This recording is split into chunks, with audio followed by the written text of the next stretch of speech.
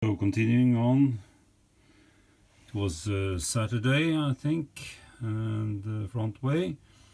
Now Wednesday I've done 5 passes more. It's beginning to look like something.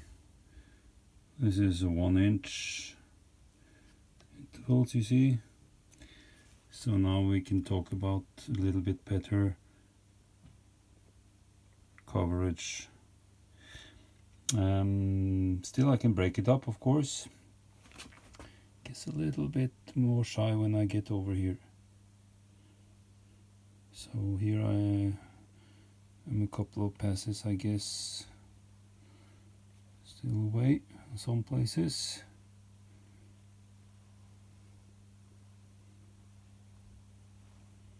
Although not much. There is my straight edge in use, and you can see the stripe that has been in action.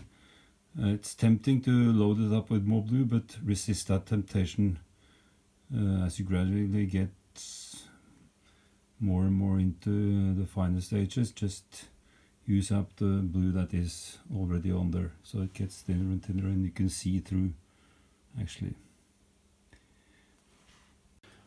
Also forgot to mention, I like to rough out the groove, so I have a distinct partition between where I shall scrape and what is relief, so that this will be a separate surface from whatever else.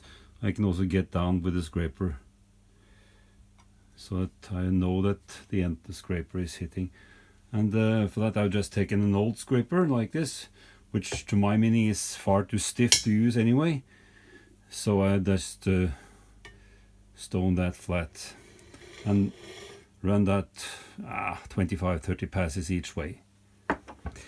And then of course you need to glue up with the master longer than the surface. Always you need to hold in the middle, or say find the pivot points and hold there and not push down more than necessary on these points.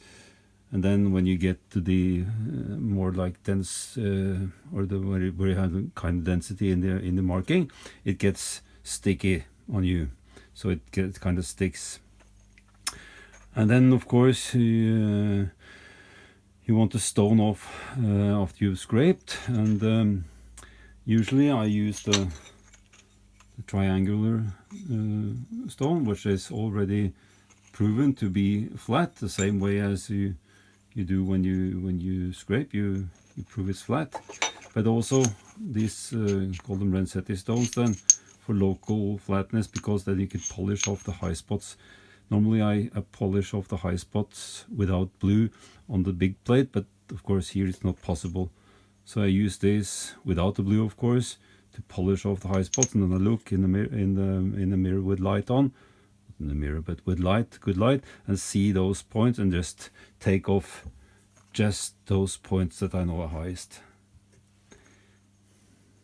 So now I think I'm soon ready to go to the point spotting, where I will only attempt to get these 20 points per inch and the individual bearing spots, and then I will run the scraper in steps inwards, in rows, just like we learned from the mentor, of course. Individual points, individual rows, and the importance of depth of scrape, and also hinged apart. Those 4 rules that we have gone through in the scraping classes.